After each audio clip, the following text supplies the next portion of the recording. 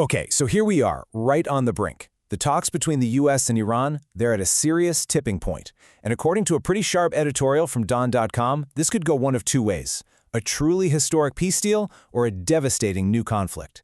Today we're going to break down what they're calling a sliver of hope. And really, the stakes just could not be higher. I mean, think about it. We're looking at a situation that's teetering between a landmark peace agreement on one side and a truly devastating large-scale conflict on the other. It's a total knife's edge moment. So let's set the scene. It's April 2026, right now. And as all these diplomatic moves are happening, you can just feel the tension in the air. Seriously, the entire world is holding its breath, just watching to see which way the scales are going to tip. And the predictions are just all over the place. I mean, they're swinging wildly from, and I'm quoting here, excessively optimistic to doomsday scenarios. But, and this is the key part, despite all that chaos, the editorial we're diving into today, it actually finds a really narrow path forward, a tiny glimmer of hope. So what is this sliver of hope they're talking about?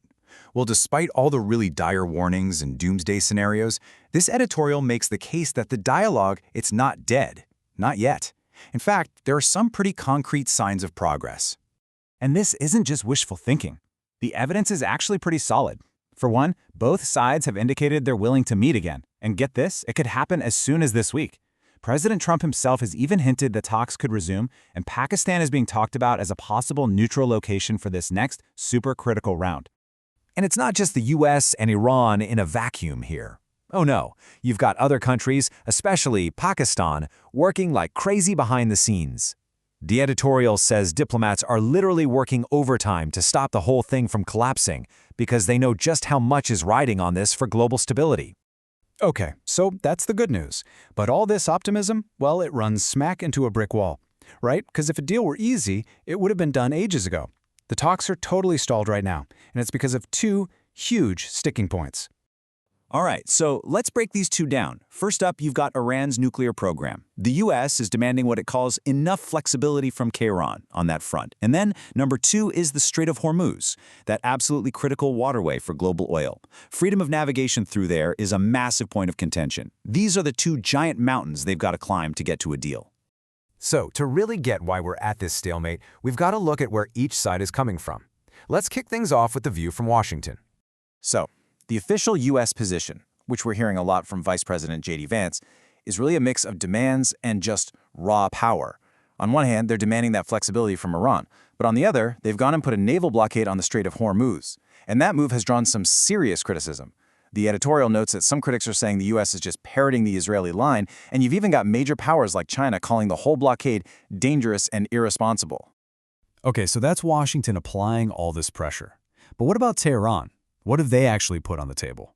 Well, according to this editorial, the concessions they've offered are pretty significant. Yeah, according to the source material, Iran has already made some major offers. We're talking about agreeing to suspend nuclear activity for 5 whole years and agreeing to dilute their uranium stockpiles. A deal was apparently within reach before U.S. attack back in late February just completely derailed everything. And the big fear now is that this American blockade, it's just going to give ammunition to the hardliners in Tehran and push them to walk away from the table for good. All right, so up to this point, we've pretty much been covering the reported facts of the situation. But this is where the editorial really pivots. It stops just reporting on what is happening and starts making a powerful argument about who it believes is actually responsible for this mess. And here it is, the absolute core of their analysis. The editorial comes right out and makes the incredibly bold claim that, quote, it is the U.S. along with Israel that is the aggressor in this conflict. I mean, wow. That is a powerful statement, and it completely reframes the entire dynamic of these negotiations. So if you accept that premise, that the U.S. is the aggressor, then the editorial's next point makes perfect sense. They argue that the responsibility, or as they put it, the onus, is squarely on Washington. They're saying that to build any kind of trust, the one who started it has to be the one to make the first real move toward peace. And look, the editorial doesn't just point fingers. It actually offers a potential way out of this. It lays out a very specific 3-step path that it says the U.S. needs to take. Step 1, end the military encirclement of Iran. Step 2, give them rock-solid assurances that there won't be any more aggression. And only after those two things happen, the editorial argues, can you even begin to work on a real, lasting peace. So, there you have it. That's the roadmap the editorial lays out. But the big question is, will anyone actually take it? And that brings us right back to where we started, to this incredibly urgent moment and what the next few days might hold. And the source really ends on a note of extreme urgency. We're not talking about months or even weeks here. The editorial says it flat out. The next few days will be critical. What happens in these next few days could decide everything, whether these talks end in a historic deal or just a complete and catastrophic failure. Which leaves us all with the ultimate question, doesn't it? There is this tiny, fragile sliver of hope for a diplomatic solution. But is that hope really strong enough to cut through decades of deep-seated hostility and just profound mistrust?